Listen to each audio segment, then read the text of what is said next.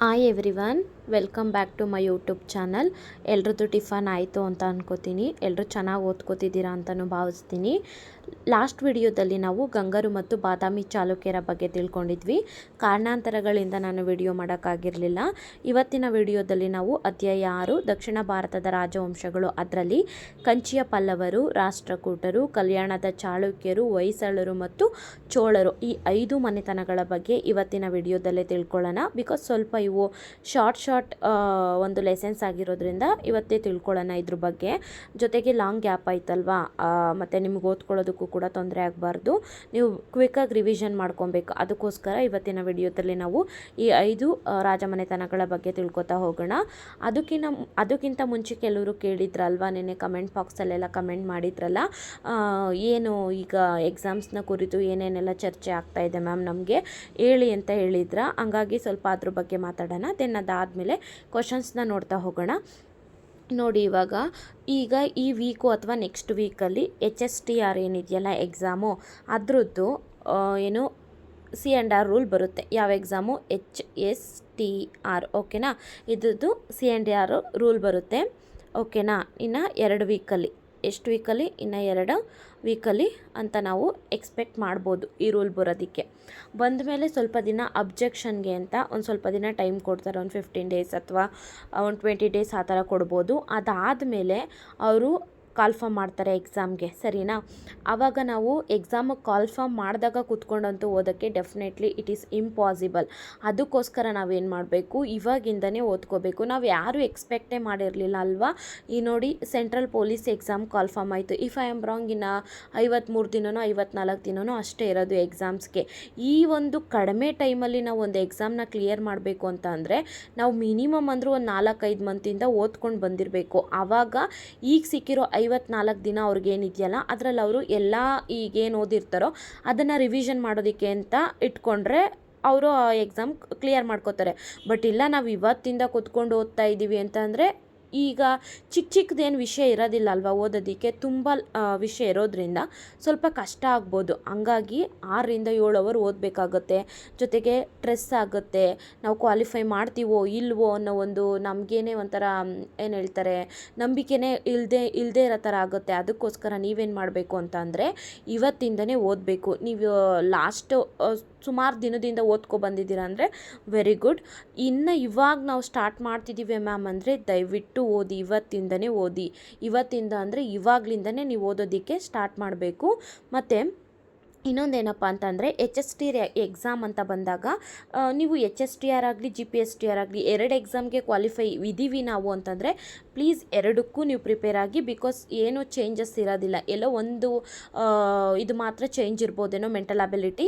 ಅದು ಇದರಲ್ಲೂ GPSTRಲ್ಲೂ ಕೇಳ್ತಾರೆ, ಬಟ್ ಅದು ಒಂದು 8 ಮಾರ್ಕ್ಸ್ 6 ಮಾರ್ಕ್ಸಿಗೇನೋ ಕೇಳ್ಬೋದು. ಬಟ್ HSTR ಅಂತ ಬಂದಾಗ 25 ಮಾರ್ಕ್ಸಿಗೆ ಕೇಳ್ತಾರೆ. ಅದು ಬಿಟ್ಟು GPSTRಲ್ಲಿ ಏನೆಲ್ಲ ಪೇಪರ್ 1ಅಲ್ಲಿ ಬರುತ್ತಲ್ಲ syllabus, same to same as it is HSTRಲ್ಲೂ ಕೂಡ ಬರೋದು. ಹಾಗಾಗಿ ನೀವೆರಡೂ ಎಕ್ಸಾಮ್ಗೂ ಕೂಡ ಓದ್ಕೊಳ್ಳಿ. ಕೆಲವೊಂದು ನಾವು ಈಗ ಆರ್ಟಿಕಲಲ್ಲಾಗಿರ್ಬೋದು ಅಥವಾ ಯೂಟ್ಯೂಬ್ ಚಾನಲ್ಗಳಲ್ಲೇ ನೋಡಿದಾಗ ನಿಮಗೆ ಗೊತ್ತಿರುತ್ತೆ, ನೀವು ನನಗಿಂತ ಚೆನ್ನಾಗಿ ಅಡ್ವಾನ್ಸ್ ಇರ್ತೀರಾ. ಸೊ ನಿಮಗೆ ಗೊತ್ತಿರುತ್ತಲ್ವಾ, ಲೈಕ್ ಏನು ಹೇಳ್ತಾರೆ ಅಂತಂದರೆ GPSTR ಎಕ್ಸಾಮ್ಸು ಸ್ವಲ್ಪ ಕಡಿಮೆ ಇದ್ದಾವೆ. HSTR ಅಂದರೆ ಅರೌಂಡಿಂಗ್ ಒಂದು 6000 ನಾವು ಎಕ್ಸ್ಪೆಕ್ಟ್ ಮಾಡ್ಬೋದು ಅಂತ ಹೇಳ್ತಾ ಇದ್ದಾರೆ. ಹಾಗಾಗಿ ನೀವು ಈಗ ಯಾವುದಕ್ಕೆ ಈಗ ನೋಡಿ, HSTR ಅಂತ ಬಂದಾಗ ಇಲ್ಲಿ PG ಇಲ್ಲ ನಿಮಗೆ, ಓಕೆನಾ? PGನೂ ಇಲ್ಲ ಆ್ಯಂಡ್ TET ಕೂಡ ಕೇಳಿಲ್ಲ ಅವರು, ಅಲ್ವಾ? ಹಂಗಾಗಿ ನಿಮಗೆ ಇದೊಂದು ಗೋಲ್ಡನ್ ಆಪರ್ಚುನಿಟಿ ಅಂತ ನಾನು ಹೇಳ್ತೀನಿ. ಯಾಕಂದರೆ ನೆಕ್ಸ್ಟ್ ಬರಬೇಕಾದ್ರೆ ಯಾರಿಗೆ ಗೊತ್ತು, ನೆಕ್ಸ್ಟ್ ಎಕ್ಸಾಮ್ಸ್ ಮಾಡಬೇಕಾದ್ರೆ HSTR ಅದನ್ನು PG ಮತ್ತು TET ಮಾಡ್ಬೋದು ಅವರು. ಇನ್ನು ನಿಮಗೆ ಅನುದಾನಿತ ಶಾಲೆಗಳಲ್ಲಿ ಅಥವಾ ಇವಾಗ ನಾವೇನು ಹೇಳ್ತೀವಿ ಈ ಅತಿಥಿ ಶಿಕ್ಷಕರು, ಇವರಿಗೆಲ್ಲ ಈ TET ಅನ್ನೋದು ಕಡ್ಡಾಯ ಆಗಿದೆ ಅಲ್ವಾ. ಹಾಗಾಗಿ ಮುಂದೆ ಬರೋವಂಥ HSTR ಎಕ್ಸಾಮ್ಸ್ ರಿಕ್ರೂಟ್ಮೆಂಟಲ್ಲಿ ಇವೆರಡನ್ನೂ ಕೇಳೋ ಸಾಧ್ಯತೆ ಇರುತ್ತೆ. ಬಟ್ ಸ್ಟಿಲ್ ಇವಾಗ ಬರೋ ಏನು ಕಾಲ್ಫಾರ್ಮ್ ಮಾಡ್ತಾರೆ HSTR, ಅದರಲ್ಲಿ PG ಮತ್ತು TET ಇಲ್ಲ ಅಂತ ಹೇಳ್ತಾ ಇದ್ದಾರೆ. ಹಾಗಾಗಿ ಇದೆಲ್ಲ ನಿಮಗೊಂದು ಗೋಲ್ಡನ್ ಆಪರ್ಚುನಿಟಿ ಅಂತ ನಾನು ಹೇಳ್ತೀನಿ. ಹಾಗಾಗಿ ನೀವು ಪ್ಲೀಸ್ ಕೂತ್ಕೊಂಡು ಓದಿ ಅಂತ ಹೇಳೋದಕ್ಕೆ ಇಷ್ಟಪಡ್ತೀನಿ. ಮ್ಯಾಕ್ಸಿಮಮ್ ಆದ್ರೂ ನೀವು ಅಟ್ಲೀಸ್ಟ್ ಒಂದು 6 ಅವರ್ ಆದರೂ ಓದಲೇಬೇಕು.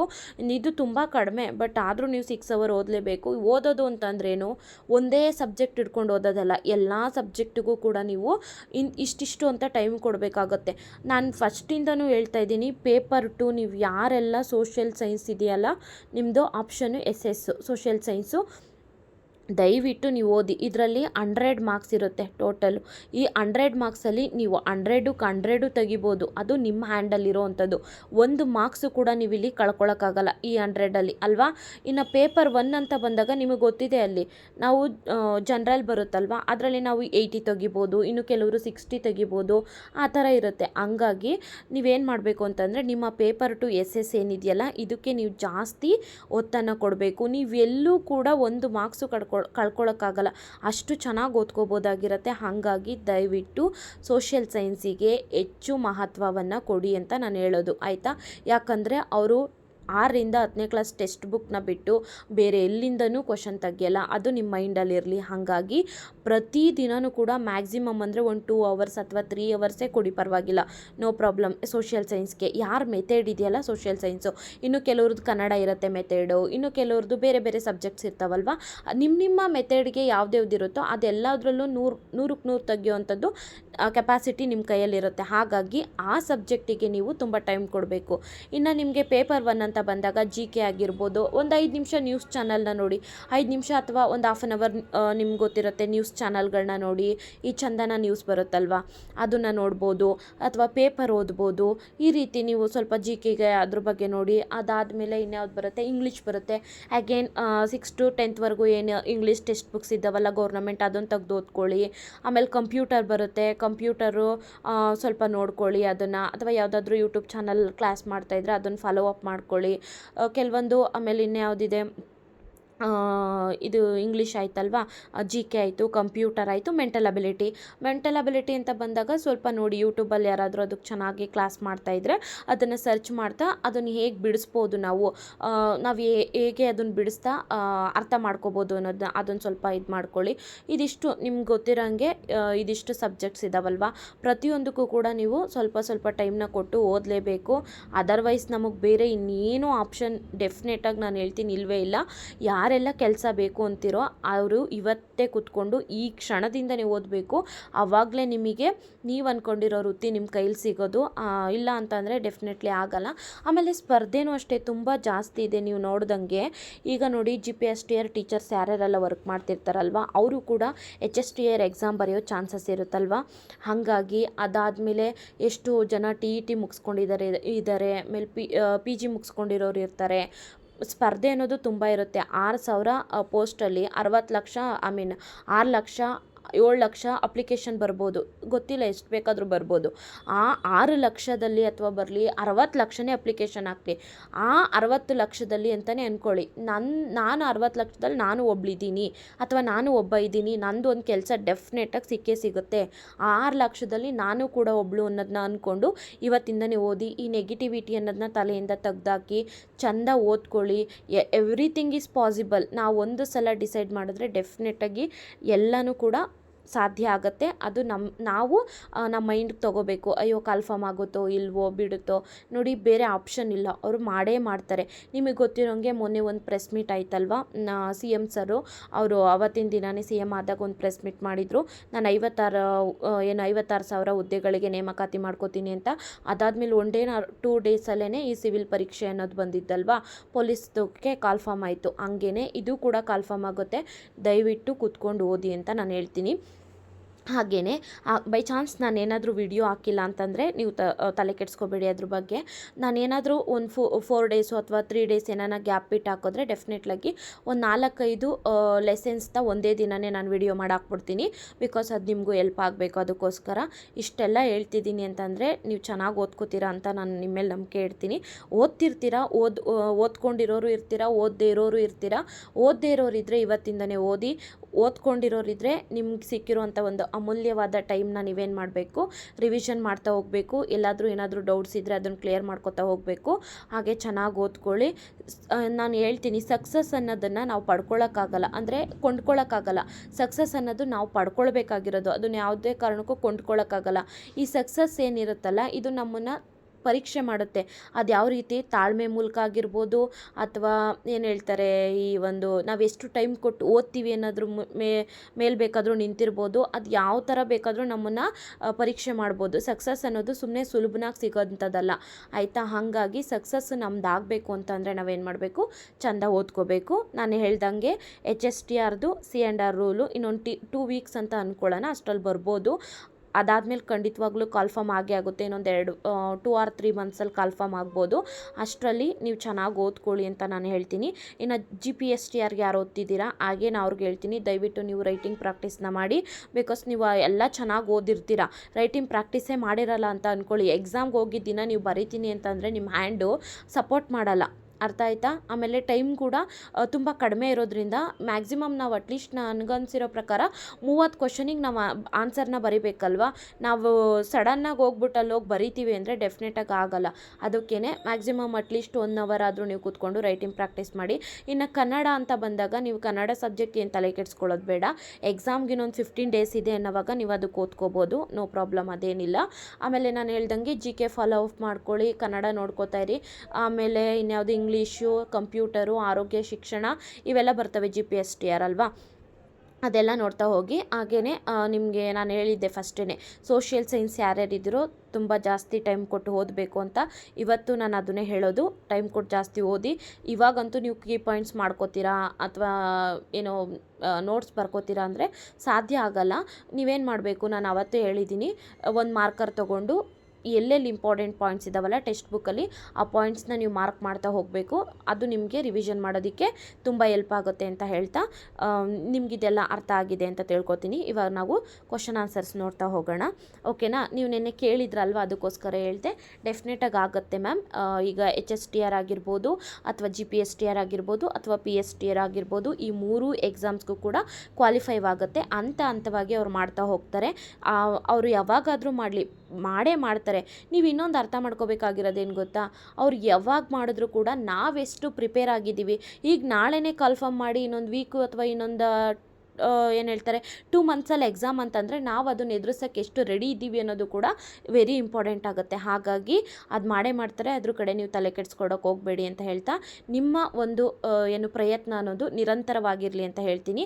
ನಿಮ್ಮೆಲ್ರಿಗೂ ಕೂಡ ಆಲ್ ದ ವೆರಿ ಬೆಸ್ಟ್. ನೀವೆಲ್ಲ ಏನೇನು ಕನಸಿನ ವೃತ್ತಿನ ಕಂಡಿದ್ದೀರಾ ಅದೆಲ್ಲ ನಿಮ್ಮ ಕೈ ಸೇರಲಿ ಅಂತ ಹೇಳ್ತೀನಿ. ಚೆಂದ ಓದ್ಕೊಳ್ಳಿ. ಸರಿ, ಇವಾಗ ನಾವು ಕ್ವಶನ್ಸ್ನ ನೋಡ್ತಾ ಹೋಗೋಣ. ಮೊದಲನೇ ಪ್ರಶ್ನೆ ನೋಡಿ, ಪಲ್ಲವರ ಮನೆತನದ ಪ್ರಸಿದ್ಧ ಅರಸ A. Shivaskandavarman, B. Mahendra Varma, C. Aparajita Varma, D. ಪ್ರಥಮ ನರಸಿಂಹವರ್ಮ. ಇದಕ್ಕೆ ಆನ್ಸರು D. ಪ್ರಥಮ ನರಸಿಂಹವರ್ಮ ಏನಿದ್ದಾರಲ್ಲ, ಇವರು ಪಲ್ಲವರ ಮನೆತನದ ಪ್ರಸಿದ್ಧ ಅರಸನಾಗಿರ್ತಾರೆ. ಓಕೆನಾ. ನೆಕ್ಸ್ಟ್ ನೋಡ್ತಾ ಹೋಗಿ, ಪಲ್ಲವರ ರಾಜಧಾನಿ A. Kanchi, B. ಪ್ರತಿಷ್ಠಾನಪುರ, C. Badami, D. Manyakheta. ಇದರ ಆನ್ಸರು A. ಕಂಚಿ ಏನಿದೆಯಲ್ಲ, ಇದು ಪಲ್ಲವರ ರಾಜಧಾನಿಯಾಗಿರುತ್ತೆ. ನೆಕ್ಸ್ಟ್ ನೋಡಿ, ಪಲ್ಲವರ ಯಾವ ದೊರೆಗೆ ಮಹಾಮಲ್ಲ ಮತ್ತು ವಾತಾಪಿಗೊಂಡ ಎಂಬ ಬಿರುದುಗಳಿದ್ದವು? A. Aparajita, B. ಪ್ರಥಮ ನರಸಿಂಹವರ್ಮ, C. ಶಿವಸ್ಕಂದವರ್ಮ, D. ಮಹೇಂದ್ರವರ್ಮ. ಇದಕ್ಕೆ ಆನ್ಸರು B. ಪ್ರಥಮ ನರಸಿಂಹವರ್ಮ ಏನಿದ್ದಾರಲ್ಲ, ಇವರಿಗೆ ಮಹಾಮಲ್ಲ ಮತ್ತು ವಾತಾಪಿಗೊಂಡ ಅನ್ನೋ ಬಿರುದುಗಳಿತ್ತು. ಇನ್ನು ನೆಕ್ಸ್ಟ್ ನೋಡಿ, ಗಂಗಾವತರಣ ಎಂಬ ಉಬ್ಬು ಶಿಲ್ಪ ಇರುವುದು? A. Kanchi, B. Madurai, C. Mahabalipuram, D. ಬಾದಾಮಿ. ಇದಕ್ಕೆ ಆನ್ಸರು C. ಮಹಾಬಲಿಪುರಂ ಏನಿದೆಯಲ್ಲ, ಇದು ಗಂಗಾವತರಣ ಇರುವಂಥ ಒಂದು ಉಬ್ಬು ಶಿಲ್ಪ ಜಾಗ ಆಗಿರುತ್ತೆ. ನೆಕ್ಸ್ಟು ರಾಷ್ಟ್ರಕೂಟರ ಬಗ್ಗೆ ನೋಡಿ, ರಾಷ್ಟ್ರಕೂಟರ ಕಾಲಕ್ಕೆ ಸೇರಿದ ಮಹತ್ವದ ಲಕ್ಷಣ ಗ್ರಂಥ ಯಾವುದು? A. ಕೈಲಾಸನಾಥ ದೇವಾಲಯ, B. ವಿಕ್ರಮಾರ್ಜುನ ವಿಜಯ, C. ಆದಿಪುರಾಣ, D. ಕವಿರಾಜ ಮಾರ್ಗ. ನಿಮಗೆ ಗೊತ್ತಿರುತ್ತೆ, ಹೀಗೆ ಏನಿದು ರಾಷ್ಟ್ರಕೂಟರ ಕಾಲಕ್ಕೆ ಸೇರಿದಂತಹ ಮಹತ್ವದ ಲಕ್ಷಣ ಗ್ರಂಥ ಅಂತಂದರೆ ಇವ್ರದ್ದು D. ಕವಿರಾಜ ಮಾರ್ಗ, ಶ್ರೀ ವಿಜಯ ಬರೆದಿರೋವಂಥದ್ದು.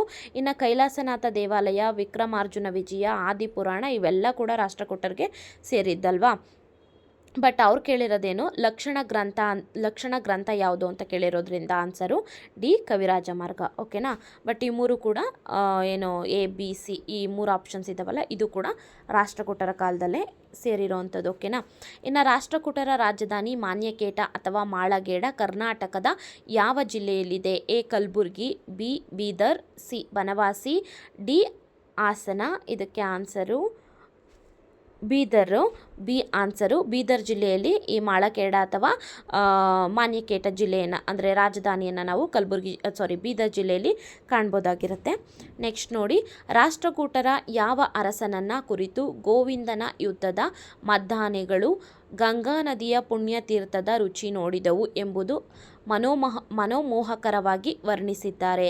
ಓಕೆನಾ. ಇನ್ನೊಂದ್ಸಲ ನೋಡ್ಕೊಳ್ಳಿ. ರಾಷ್ಟ್ರಕೂಟರ ಯಾವ ಅರಸನನ್ನು ಕುರಿತು ಗೋವಿಂದನ ಯುದ್ಧದ ಮದ್ದಾನೆಗಳು ಗಂಗಾ ನದಿಯ ಪುಣ್ಯತೀರ್ಥದ ರುಚಿ ನೋಡಿದವು ಎಂಬುದಾಗಿ ಮನಮೋಹಕರವಾಗಿ ವರ್ಣಿಸಿದ್ದಾರೆ ಅಂತ ಕ್ವಶನು. ಇದಕ್ಕೆ ಆನ್ಸರು ಬಿ ಮುಮ್ಮಡಿ ಗೋವಿಂದ ಇರ್ತಾರಲ್ಲ, ಇವರನ್ನು ಕುರಿತು ಅವರ ಆಸ್ಥಾನದಲ್ಲಿದ್ದಂಥ ಒಬ್ಬರು ಕವಿ ಈ ರೀತಿ ಹೇಳಿರ್ತಾರೆ. ರೈಟ್. ನೆಕ್ಸ್ಟ್ ನೋಡಿ, ರಾಷ್ಟ್ರಕೂಟರ ಮನೆತನದ ಪ್ರಸಿದ್ಧ ಅರಸ A Krishna, B Dantidurga, C ಅಮೋಘ ವರ್ಷ, ಡಿ ಮುಮ್ಮಡಿ ಗೋವಿಂದ. ಇದಕ್ಕೆ ಆನ್ಸರು ಸಿ ಅಮೋಘ ವರ್ಷ. ಇವರು ರಾಷ್ಟ್ರಕೂಟರಲ್ಲೇ ಬರುವಂತಹ ಪ್ರಸಿದ್ಧ ಅರಸ. ಸುಮಾರು 60 ವರ್ಷಗಳ ಕಾಲ ಇವರು ಆಳ್ವಿಕೆಯನ್ನು ಮಾಡಿರ್ತಾರೆ. ಮುಮ್ಮಡಿ ಗೋವಿಂದ ಏನಿದ್ದಾರಲ್ಲ ಇವರ ತಂದೆ ಅವರು. ಓಕೆನಾ. ಇವರು ಅಮೋಘ ವರ್ಷ ತುಂಬ ಶಾಂತಿ ಪ್ರಿಯನಾಗಿರ್ತಾರೆ. ಆಯಿತಾ. ಇದಿಷ್ಟು ಅಮೋಘ ವರ್ಷನ ಬಗ್ಗೆ. ಇನ್ನು ನೆಕ್ಸ್ಟ್ ನೋಡ್ತಾ ಹೋಗಿ, ವಿಶ್ವದ 4 ವಿಶಾಲ ಸಾಮ್ರಾಜ್ಯಗಳಲ್ಲಿ ರಾಷ್ಟ್ರಕೂಟರ ಸಾಮ್ರಾಜ್ಯವು ಒಂದಾಗಿತ್ತೆಂದು ಹೇಳಿದ ವಿದೇಶಿ ಪ್ರವಾಸಿಗ? A Megasthenes, B Hiuen Tsang, C Fahien, D Sulaiman. ಇದಕ್ಕೆ ಆನ್ಸರು ಡಿ ಸುಲೈಮಾನ್ ಏನಿದ್ದಾರಲ್ಲ ಇವರು ವಿಶ್ವದ 4 ವಿಶಾಲ ಸಾಮ್ರಾಜ್ಯಗಳಲ್ಲಿ ರಾಷ್ಟ್ರಕೂಟ ಸಾಮ್ರಾಜ್ಯವು ಒಂದಾಗಿತ್ತಂತ ಹೇಳ್ತಾರೆ. ರೈಟ್. ನೆಕ್ಸ್ಟ್ ನೋಡಿ, ಪೊನ್ನ ಕವಿ ಯಾರ ಆಶ್ರಯವನ್ನು ಪಡೆದಿದ್ದರು? A Krishna, B Srivijaya, C ಅಮೋಘ ವರ್ಷ, ಡಿ ಹರಿಕೇಸರಿ. ಇದಕ್ಕೆ ಆನ್ಸರು ಎ ಕೃಷ್ಣ. ಪೊನ್ನ ಕವಿಯವರು ಕೃಷ್ಣನ ಆಸ್ಥಾನದಲ್ಲಿ ಇದ್ದಂಥವರಾಗಿರ್ತಾರೆ. ನೆಕ್ಸ್ಟು, ಕನ್ನಡದ ಆದಿಕವಿ ಎಂದು ಕರೆಯಲ್ಪಡುವ ಕವಿ ಯಾರು? ನಿಮ್ಗೆ ಆನ್ಸರ್ ಗೊತ್ತಿದ್ದು. A Pampa, B Ponna, C Ranna, D Janna. ಇದಕ್ಕೆ ಆನ್ಸರು ಪಂಪ. ಇವರನ್ನು ಕನ್ನಡದ ಆದಿಕವಿ ಅಂತ ಕರಿತೀವಿ. ಓಕೆನಾ. ನೆಕ್ಸ್ಟ್ ನೋಡಿ, ಆದಿಪುರಾಣ ಮತ್ತು ವಿಕ್ರಮಾರ್ಜುನ ವಿಜಯ ಎಂಬ ಶ್ರೇಷ್ಠ ಮಹಾಕಾವ್ಯಗಳನ್ನು ರಚಿಸಿದವರು? ಎ ರನ್ನ, ಬಿ ಆದಿಕವಿ Pampa, C Janna, D Ponna. Answer ಇದಕ್ಕೆ ಬಿ ಆದಿಕವಿ ಪಂಪ ಏನಿದ್ದಾರಲ್ಲ ಇವರು ಆದಿಪುರಾಣ ಮತ್ತು ವಿಕ್ರಮಾರ್ಜುನ ವಿಜಯ ಅನ್ನೋ ಒಂದು ಶ್ರೇಷ್ಠ ಮಹಾಕಾವ್ಯಗಳನ್ನು ರಚಿಸಿರ್ತಾರೆ. ಓಕೆನಾ. ಆದಿಕವಿ ಪಂಪನು ಯಾರ ಆಶ್ರಯವನ್ನು ಪಡೆದಿದ್ದರು? A Mummadi Govinda, B Krishna, C Harikesari, D Amogha Varsha. ಇದಕ್ಕೆ ಆನ್ಸರು ಸಿ ಹರಿಕೇಸರಿ ಏನಿದ್ದಾರಲ್ಲ ಇವರ ಆಶ್ರಯವನ್ನು ಆದಿಕವಿ ಪಂಪ ಅವರು ಪಡ್ಕೊಂಡಿರ್ತಾರೆ.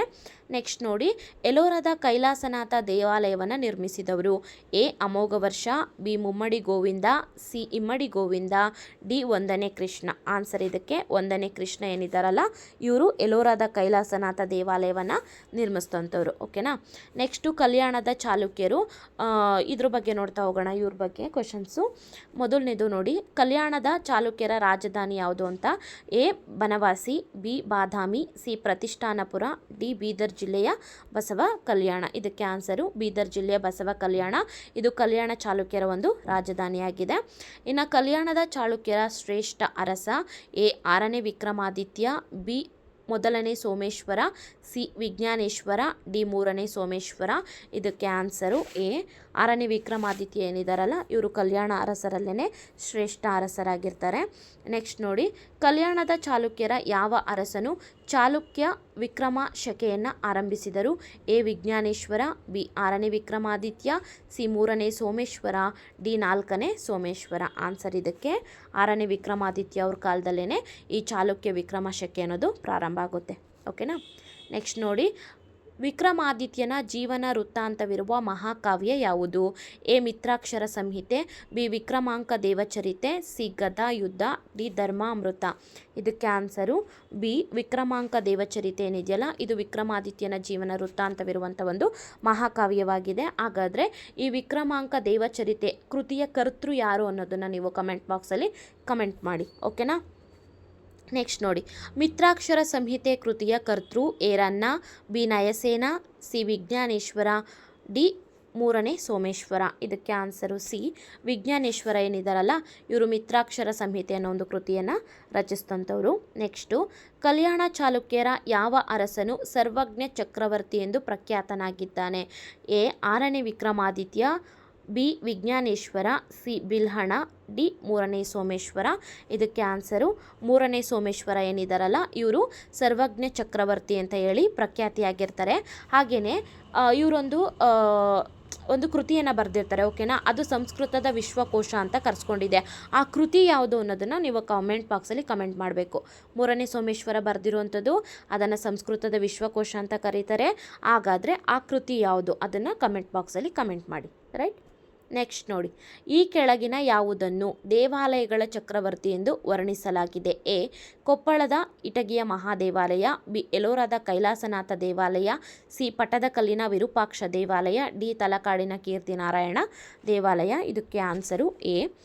ಕೊಪ್ಪಳದ ಇಟಗಿಯ ಮಹಾದೇವಾಲಯ ಏನಿದೆಯಲ್ಲ ಇದನ್ನು ದೇವಾಲಯಗಳ ಚಕ್ರವರ್ತಿ ಅಂತ ಹೇಳಿ ಬಣ್ಣಿಸಿರ್ತಾರೆ, ರೈಟ್. ನೆಕ್ಸ್ಟ್ ನೋಡಿ, ಹೊಯ್ಸಳರ ರಾಜಧಾನಿ? A. Dwarasamudra, B. Kanchi, C. Badami, D. Manyakheta. ಇದಕ್ಕೆ ಆನ್ಸರು ಎ. ದ್ವಾರಸಮುದ್ರ ಏನಿದೆಯಲ್ಲ ಇದು ಹೊಯ್ಸಳರ ರಾಜಧಾನಿಯಾಗಿರುತ್ತೆ. ಇನ್ನು ಹೊಯ್ಸಳರ ವಂಶದ ಶ್ರೇಷ್ಠ ಅರಸ? ಎ. 3ನೇ Ballala, B. Vishnuvardhana, C. Sala, D. 4ನೇ ಬಲ್ಲಾಳ. ಇದಕ್ಕೆ ಆನ್ಸರು ಬಿ. ವಿಷ್ಣುವರ್ಧನ. ಇವರು ಹೊಯ್ಸಳರ ವಂಶದ ಶ್ರೇಷ್ಠ ಅರಸ. ಹಾಗಾದರೆ ವಿಷ್ಣುವರ್ಧನಿಗೆ ಒಂದು ಬಿರುದಿತ್ತು, ಆ ಬಿರುದು ಯಾವುದು ಅನ್ನೋದನ್ನು ನೀವು ನನಗೆ ಕಮೆಂಟ್ ಮಾಡಿ, ಆಯಿತಾ. ಕಬ್ಬಿಗರ ಕಾವ್ಯಂ ಕೃತಿಯ ಕರ್ತೃ? A. Raghavanka, B. Harishchandra, C. Andayya, D. Janna. ಇದಕ್ಕೆ ಆನ್ಸರು ಸಿ. ಆಂಡಯ್ಯ ಏನಿದಾರಲ್ಲ ಇವರು ಕಬ್ಬಿಗರ ಕಾವ್ಯಂ ಅನ್ನೋ ಕೃತಿಯನ್ನು ಬರೆದಿರ್ತಾರೆ. ಹಾಗೆ ಜನ್ನ ಅವರು ಯಶೋಧರ ಚರಿತೆಯನ್ನು, ಹರಿಹರ ಗಿರಿಜಾ ಕಲ್ಯಾಣವನ್ನು, ರಾಘವಾಂಕ, ಹರಿಶ್ಚಂದ್ರ ಕಾವ್ಯ ಅನ್ನೋ ಕೃತಿಗಳನ್ನು ಬರೆದಿರ್ತಾರೆ, ಓಕೆನಾ. ಇನ್ನು ಚೋಳರು ನೋಡಿ, ಚೋಳರ ಬಗ್ಗೆ ನೋಡ್ತಾ ಹೋಗೋಣ. ಇದು ಕೊನೆಯ ಮನೆತನ ಅನಿಸುತ್ತೆ, ಅದೇನೆ ಕೊನೆಯದೇನೆ. ಇನ್ನು ಬೃಹದೀಶ್ವರ ದೇವಾಲಯ ಯಾರ ಕೊಡುಗೆಯಾಗಿದೆ? ಎ. ಚೋಳರು, ಬಿ. ಹೊಯ್ಸಳರು, ಸಿ. ಕಲ್ಯಾಣದ ಚಾಳುಕ್ಯರು, ಡಿ. ಕಂಚಿಯ ಪಲ್ಲವರು. ಇದಕ್ಕೆ ಆನ್ಸರು ಎ. ಚೋಳರೇನಿದ್ದಾರಲ್ಲ ಇವರು ಬೃಹದೀಶ್ವರ ದೇವಾಲಯವನ್ನು ಕೊಡುಗೆಯಾಗಿ ಕೊಟ್ಟಂಥವ್ರು. ನೆಕ್ಸ್ಟ್ ನೋಡಿ, ಚೋಳರ ರಾಜಧಾನಿ ಯಾವುದು? A. Kanchi, B. Thanjavur, C. Dwarasamudra, D. Vatapi. ಇದಕ್ಕೆ ಆನ್ಸರು ಬಿ. ತಾಂಜಾವೂರು ಏನಿದೆಯಲ್ಲ ಇದು ಚೋಳರ ರಾಜಧಾನಿಯಾಗಿರುತ್ತೆ. ನೆಕ್ಸ್ಟು, ಚೋಳರ ಯಾವ ಅರಸನು ಗಂಗೈಕ್ಯಕೊಂಡ ಬಿರುದನ್ನು ಧರಿಸಿದರು? ಗಂಗೈಕ್ಯಕೊಂಡ ಅನ್ನೋ ಬಿರುದನ್ನು ಯಾರು ಧರಿಸಿದ್ದು ಚೋಳರ ಅರಸರಲ್ಲಿ ಅಂತ ಬಂದಾಗ A. Rajaraja Chola, B. Veera Rajendra Chola, C. Rajendra Chola, D. Rajadhiraja Chola. ಇದಕ್ಕೆ ಆನ್ಸರು ಸಿ. ರಾಜೇಂದ್ರ ಚೋಳ ಏನಿದ್ದಾರಲ್ಲ ಅವರಿಗೆ ಗಂಗೈಕ್ಯಕೊಂಡ ಅನ್ನೋ ಒಂದು ಬಿರುದು ಇತ್ತು, ಓಕೆನಾ. ಪೆರಿಯ ಪುರಾಣಂ ಕೃತಿಯ ಕರ್ತೃ? A. Kamban, B. Rajendra Chola, C. Rajaraja Chola, D. Sekkizhar. ಈ ಸೆಕ್ಕಿಳರ್ ಏನಿದಾರಲ್ಲ ಡಿ ಆನ್ಸರು, ಇವರು ಪೆರಿಯ ಪುರಾಣ ಅನ್ನೋ ಒಂದು ಕೃತಿಯನ್ನು ಬರೆದಿದ್ದಾರೆ. ಹಾಗೆ ಕಂಬನ್ ನೋಡಿ ಇಲ್ಲಿ, ಹಾಗೆಯೇ ಕಂಬನಾರಾಯಣ ಅನ್ನೋ ಒಂದು ಕೃತಿಯನ್ನು ಬರೆದಿರ್ತಾರೆ, ರೈಟ್. ನೆಕ್ಸ್ಟ್ ನೋಡಿ, ಚೋಳರ ಕಾಲದ ಗ್ರಾಮಗಳನ್ನು ಪುಟ್ಟ ಗಣರಾಜ್ಯಗಳು ಎಂದು ಕರೆದವರು? ಎ. ಬ್ರಿಟಿಷರು, ಬಿ. ಇಂಗ್ಲೀಷರು, ಸಿ. ಫ್ರೆಂಚರು, ಡಿ. ಪೋರ್ಚುಗೀಸರು. ಇದಕ್ಕೆ ಆನ್ಸರು ಎ. ಬ್ರಿಟಿಷರ್ ಏನಿದಾರಲ್ಲ ಇವರು ಚೋಳರ ಕಾಲದ ಗ್ರಾಮಗಳನ್ನು ಪುಟ್ಟ ಗಣರಾಜ್ಯಗಳು ಅಂತ ಹೇಳಿ ಕರೆದಿದ್ದಾರೆ. ಇಲ್ಲಿಗೆ ನಾವು ಇವತ್ತಿನ ವಿಡಿಯೋದಲ್ಲಿ ಕಲ್ಯಾಣದ ಚಾಲುಕ್ಯರು, ರಾಷ್ಟ್ರಕೂಟರು, ಚೋಳರು, ಹೊಯ್ಸಳರು, ಕಂಚಿಯ ಪಲ್ಲವರು ಈ 5 ರಾಜಮನೆತನಗಳ ಬಗ್ಗೆ ತಿಳ್ಕೊಂಡ್ವಿ. ಇಲ್ಲಿಗೆ 6th ಪಾರ್ಟ್ 1ನಲ್ಲಿ ಹಿಸ್ಟ್ರಿ ಏನಿತ್ತಲ್ಲ ಹಿಸ್ಟ್ರಿ ಫುಲ್ಲು ಮುಗಿಸಿದ್ದೀವಿ. ನೆಕ್ಸ್ಟು ನಾವು ಇದು ಪೊಲಿಟಿಕಲ್ ಸೈನ್ಸ್ಗೆ ಹೋಗೋಣ. ಅದಕ್ಕಿಂತ ಮುಂಚೆ ನೋಡಿ ಇಲ್ಲಿ ಏನಪ್ಪ ಇದ್ರದ್ದು ಈ ಒಂದು ರಾಜಮನೆತನಗಳಲ್ಲಿ ಬರುವಂಥ ಅಭ್ಯಾಸದ ಪ್ರಶ್ನೆಗಳನ್ನು ನೋಡ್ತಾ ಹೋಗೋಣ, ಓಕೆನಾ. ಖಾಲಿ ಬಿಟ್ಟ ಸ್ಥಳಗಳನ್ನು ಸೂಕ್ತ ಪದದಿಂದ ಭರ್ತಿ ಮಾಡಿ. ತಿರುಕುಳ್ಳರ್ ಇದನ್ನು ರಚಿಸಿದವರು ತಿರುವುಳ್ಳರ್. ಸಂಗಮ್ ಯುಗದ ಶ್ರೇಷ್ಠ ಕವಿ ತಿರು.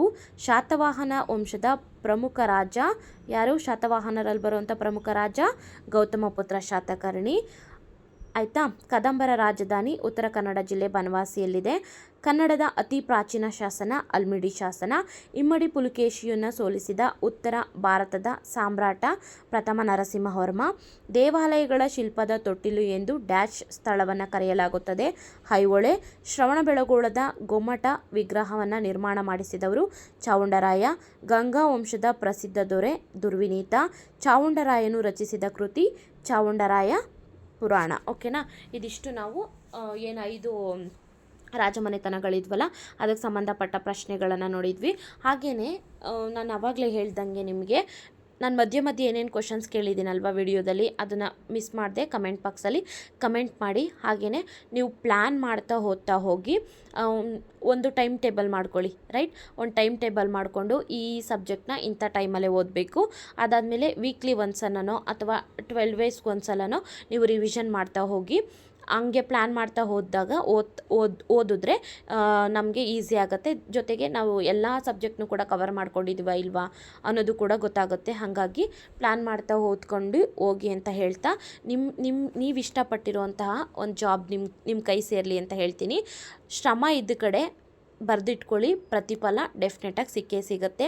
ನೆಗೆಟಿವ್ ಥಾಟ್ಸ್ನ ಮೈಂಡಿಂದ ತೆಗ್ದಾಕಿ ಚೆನ್ನಾಗಿ ಓದ್ಕೊಳ್ಳಿ. ಎಲ್ರಿಗೂ ಆಲ್ ದ ಬೆಸ್ಟ್ ಅಂತ ಹೇಳ್ತಾ ಇಲ್ಲಿಗೆ ಇವತ್ತಿನ ವಿಡಿಯೋನ ಮುಗಿಸ್ತೀನಿ. ನಿಮ್ಮೆಲ್ರಿಗೂ ನನ್ನ ವೀಡಿಯೋಸ್ ಯೂಸ್ ಆಗ್ತಿದೆ ಅಂತ ನಾನು ಭಾವಿಸ್ತೀನಿ. ನಿಮ್ಗೆ ಇಷ್ಟ ಆಗ್ತಿದ್ರೆ ದಯವಿಟ್ಟು ಸಬ್ಸ್ಕ್ರೈಬ್ ಮಾಡ್ಕೊಳ್ಳಿ, ಲೈಕ್ ಮಾಡಿ, ಶೇರ್ ಮಾಡಿ, ಕಮೆಂಟ್ ಮಾಡಿ ಅಂತ ಹೇಳ್ತಾ ಈ ವಿಡಿಯೋನ ಇಲ್ಲಿಗೆ ಮುಗಿಸ್ತೀನಿ. ನಾನು ವಿಡಿಯೋ ನೋಡಿದ್ದಕ್ಕಾಗಿ ನಿಮ್ಮೆಲ್ರಿಗೂ ಕೂಡ ಧನ್ಯವಾದಗಳು. Thank you.